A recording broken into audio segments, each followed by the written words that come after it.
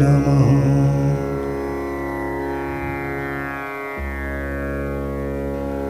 वक्रतुंड महाकाय कोटिसूर्यसमप्रभा निर्विघ्नं कुरु मे देव। सर्वकार्येषु सर्वदा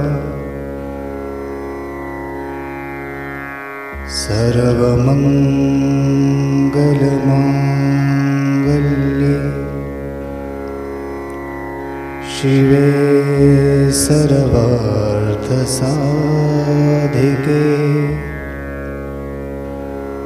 शरण्ये त्र्यंबके गौरी नारायणी नमोस्तुते।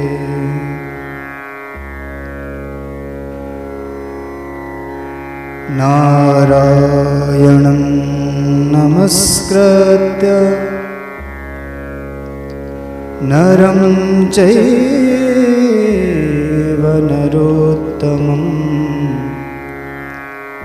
देवीं सरस्वतीं व्यासं ततो जयमुदीरये।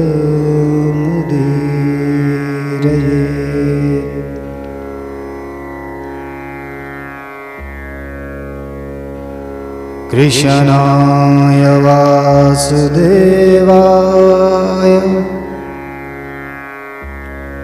हरये परमात्मने प्रणतक्लेशनाशाय गोविन्दाय नमो नमः। अखण्डमण्डलाकारं व्याप्तं येन चराचरं तत्पदं दर्शितं येन तस्मै श्रीगुरुवे नमः। तस्मै श्री गुरुवे नमः। प्रेम से बोलो श्री सद्गुरुदेव भगवान की।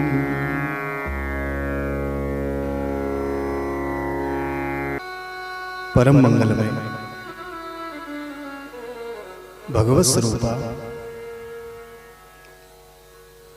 श्रीमद् भागवत महापुराण का हृदय से अभिनंदन करते हुए परम पूजनीय श्री सद्गुरुदेव भगवान पूजनीय पिताश्री के चरणों की वंदना करते हुए आए इस परम पुनीत कथा से जुड़ने का प्रयत्न किया गया। विगत अंक में आप सभी लोगों ने श्रवण किया कुरुक्षेत्र के सम्रांगण में बाणों की शैया पर लेटे हुए पितामह भीष्म, जो कि भगवान श्री श्याम सुंदर के दर्शन के अभिलाषी थे, भगवान श्री श्याम सुंदर ने एक पंथ दो काज करते हुए पितामह भीष्म के द्वारा महाराज युधिष्ठिर के शोक का समापन करवाया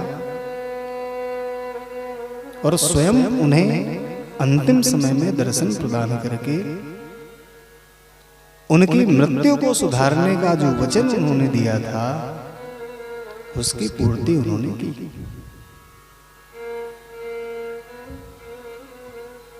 भगवान श्री श्याम सुंदर की सुंदर बाकी झांकी को देखते हुए उसी में अपनी मन, वाणी एवं दृष्टि को विलीन करते हुए पितामह भीष्म ने इस नश्वर देह का परित्याग करके परम पद की प्राप्ति की।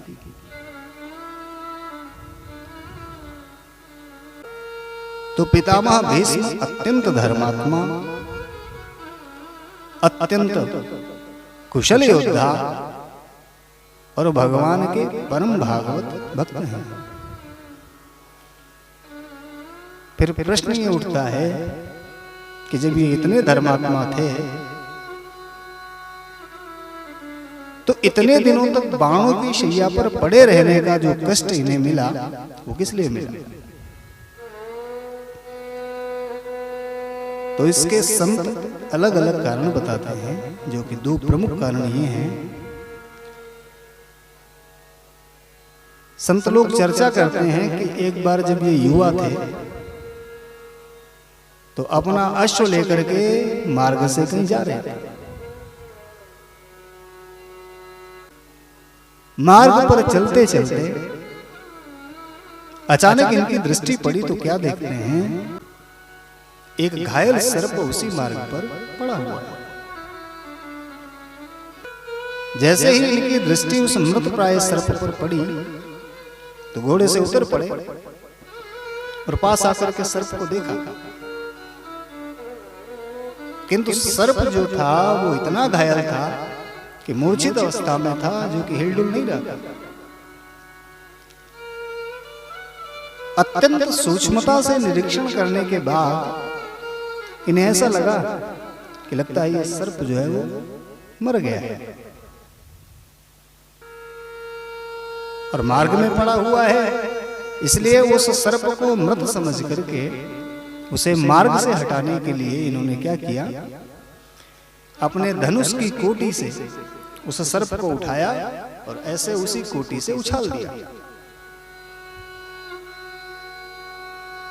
इनके धनुष की कोटी से उछला हुआ वो सर्प मार्ग के किनारे पर ही स्थित कांटेदार झाड़ियों के ऊपर जाकर के गिरा और असंख्य कांटे उसके शरीर में बिंध गए। अब देखिए, पितामह भीष्म ने उसको जो कांटों की झाड़ी पर फेंका, ये जानबूझ करके नहीं किया। उन्हें तो ये लगा कि सर्प मृत हो गया है, ये सर्प मर चुका है, इसे मार्ग से हटा दिया। किंतु वो सर्प जीवित था और उस जीवित अवस्था में ही वो सर्प उन असंख्य कांटों से भरी हुई झाड़ियों पर जाकर के गिरा और उन असंख्य कांटों के चुभने से उसे अनंत कष्ट का अनुभव हो। तो कहते हैं कि उसे सर्प ने पितामह भीष्म को ये श्राप दिया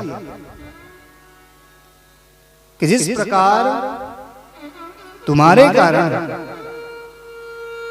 मेरे शरीर में ये असंख्य शूल चुभ रहे हैं,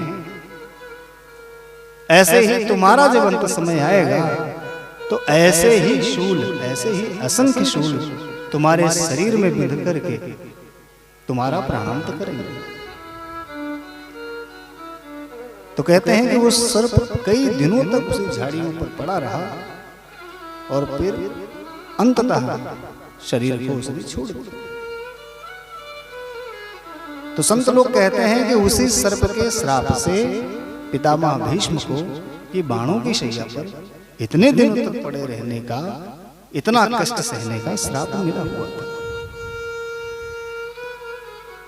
दूसरा कारण, पितामह भीष्म ने स्वयं भगवान श्री कृष्ण से पूछा, प्रभु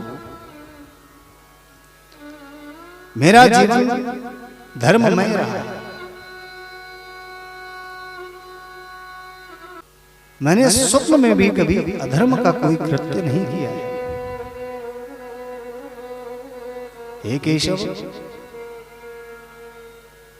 यदि मैंने जानबूझ करके अपने जीवन में कभी अधर्म नहीं किया तो मुझे इस बाणों की शैया पर पड़े रहने का जो कष्ट है वो क्यों भोगना पड़ा। तो भगवान श्री कृष्ण कहते हैं बाबा सत्य है कि आपका जीवन धर्म में रहा है,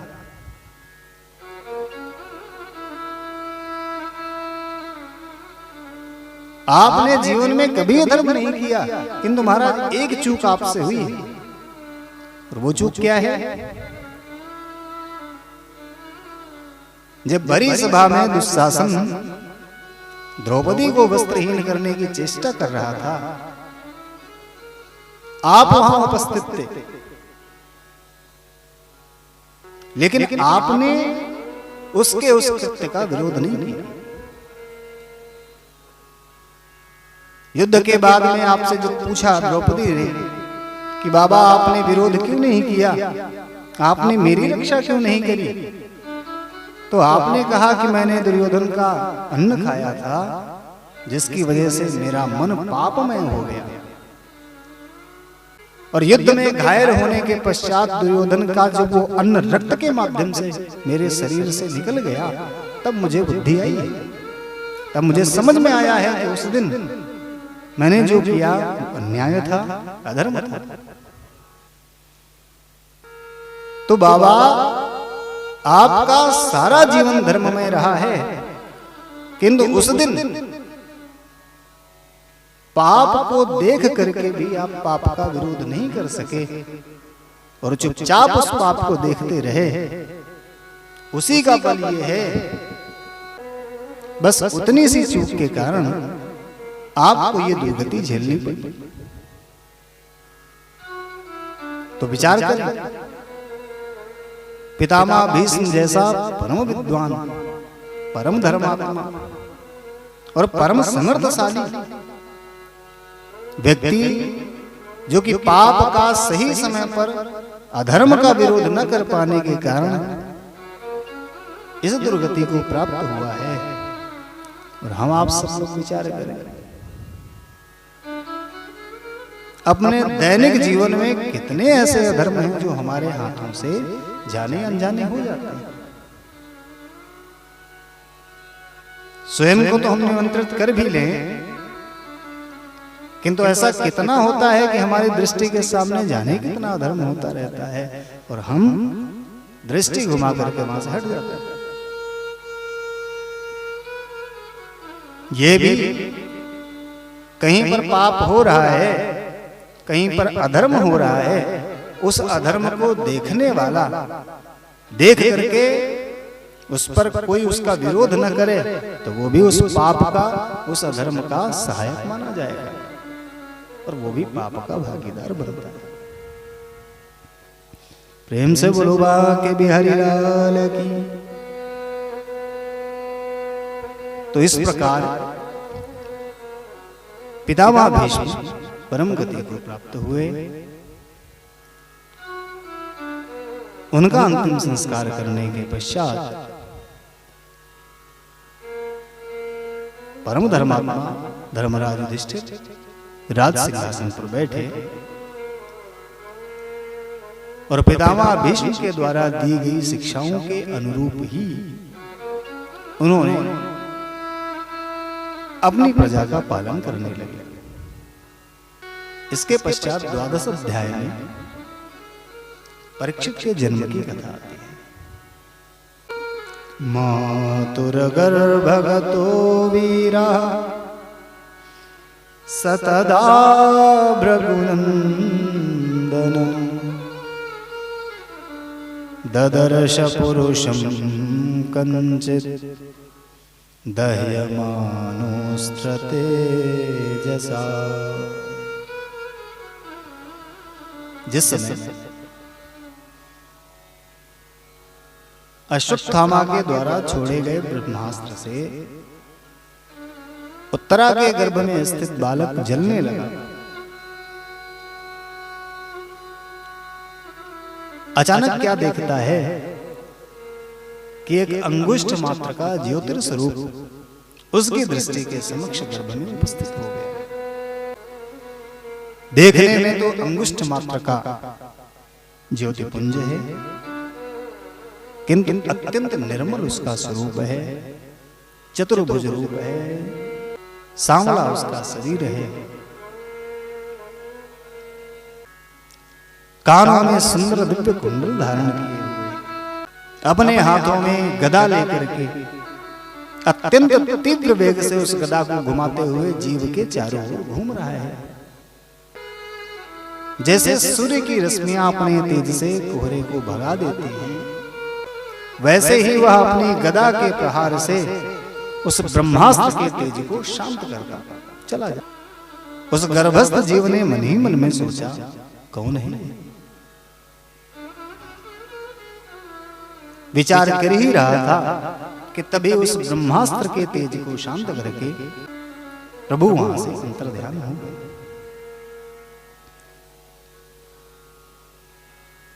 पर प्रभु के सुंदर दर्शन प्राप्त कर चुका वो जीव अगले 10 मास तक उसी गर्भ में सकुशल रहा।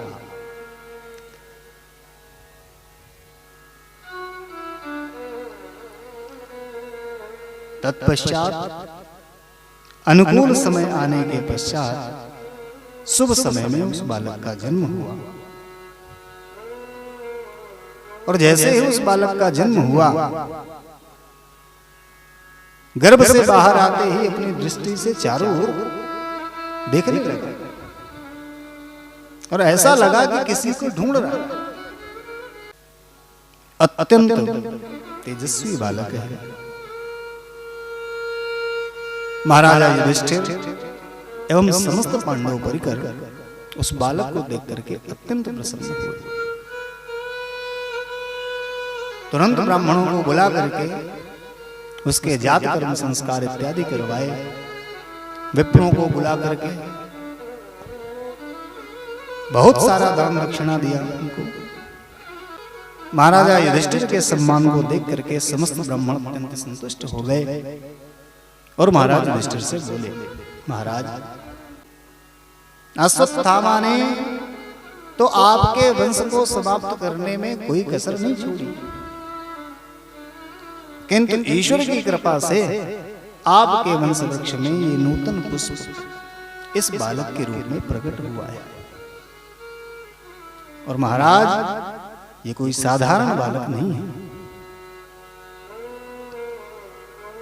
परम तेजस्वी है। इसका भाग्य इतना प्रबल है कि आने वाले समय में संपूर्ण पृथ्वी पर इसका एक छत्र शासन होगा।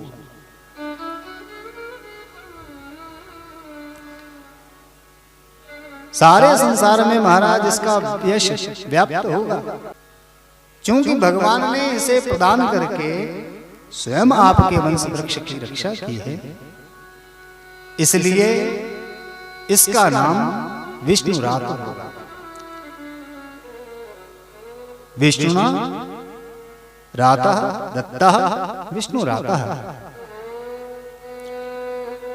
विष्णु के द्वारा प्रदान किया गया है, इसलिए इसका नाम विष्णु रात होगा। तो महाराज परीक्षित का नाम ब्राह्मणों ने विष्णु रात रखा। फिर प्रश्न उठता है कि परीक्षित नाम कैसे पड़ा? तो जन्म के उपरांत गर्भ से बाहर आते ही ये बालक उसी ज्योतिर्मय स्वरूप को अपने चारों ओर नेत्र घुमा घुमा करके देखने लगा, ढूंढने लगा, जिस ज्योतिर्मय स्वरूप ने गर्भ के अंदर उसकी रक्षा की। तो उसी ज्योतिर्मय स्वरूप को चारों तरफ नेत्र घुमा घुमा करके ढूंढ रहा है, चारों तरफ देख रहा है। इसलिए इसका नाम रखा गया परीक्षित। परितः ईक्षिते इति परीक्षितः, जो जन्म लेते ही चारों ओर देखने लगा, इसलिए इसका नाम परीक्षित रखा गया। परीक्षित की एक परिभाषा और है, परमात्मा ने रक्षिता परीक्षिता, जिसकी स्वयं परमात्मा ने रक्षा की हो वही तो परीक्षित है।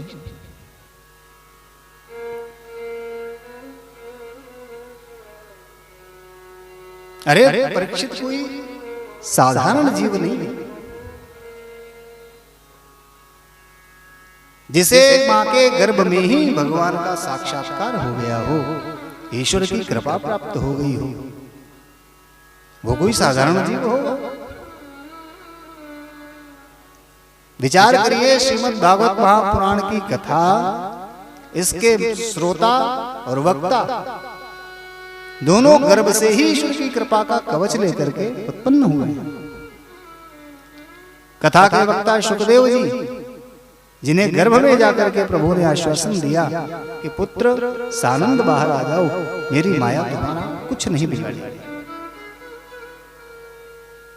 तो माया से बचने का कवच गर्भ में ही श्री हरि ने जिनको प्रदान कर दिया, ऐसे श्री शुकदेव स्वामी इस परम पुनीत कथा के वक्ता हैं। और वक्ता जो उच्च कोटि का है, तो श्रोता भी कोई मामूली नहीं है। इस कथा के श्रोता महाराज परीक्षित, जिनके गर्भ में जाकर के प्रभु ने उनकी रक्षा करी, उन पर कृपा। ऐसा परम समर्थ, परम सौभाग्यशाली वक्ता, परम सौभाग्यशाली श्रोता, तो ऐसे श्रोता और वक्ता जहां पर होंगे और जिस कथा का गायन वाचन श्रवण किया जाएगा, वो कथा अत्यंत अद्भुत होगी। आगे ब्राह्मणों ने बताया, महाराज ये अत्यंत शूरवीर प्रतापी धर्मात्मा राजा बनेगा, अत्यंत दिव्य महापुरुष होगा, सब कुछ इसके जीवन में सब मंगल ही मंगल होगा। किंतु अंत में किसी ब्राह्मण कुमार के शाप से तक्षक द्वारा स्वयं की मृत्यु को सुन करके ये संसार की सभी आसक्तियों का परित्याग कर देगा और संतों की चरण रज को ग्रहण करके अपनी मुक्ति को सुनिश्चित करेगा। अपना राज्य, अपना वैभव सब कुछ त्याग करके गंगा के पावन तट पर जाकर के संतों की शरणागति प्राप्त करके अभय भव प्राप्त हो। इस प्रकार महाराजा परीक्षित की कुंडली फलादेश इत्यादि बता करके ब्राह्मण तो अपने अपने घर चले गए। अब इधर वो बालक धीरे धीरे वृद्धि को प्राप्त होने लगा।